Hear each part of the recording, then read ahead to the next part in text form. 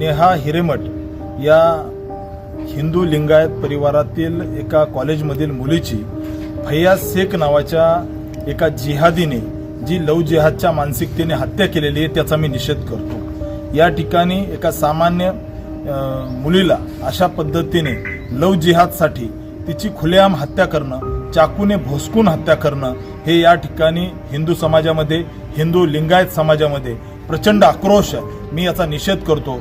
नेहाच्या मारेकऱ्याला त्या ठिकाणी सरकारने किंवा या ठिकाणी कायदा व्यवस्थेने ठेचून काढलं पाहिजे, अशी मानसिकता ठेचायला पाहिजे आणि निश्चित नेहाच्या आत्म्याला शांती लाभो आणि आमच्या बहिणीला, एका हिंदू लिंगायत परिवारातील बहिणीला नेहाला ज्या पद्धतीने जिहादींनी चाकूने भोसकून तिची हत्या केलेली आहे लव जिहादच्या मानसिकतेतून, मी याचा निषेध करतो। तिथे काँग्रेसचं सरकार आहे, काँग्रेसचं सरकारच कायम जिहादींना मागे घालायचं काम करतं। या असणार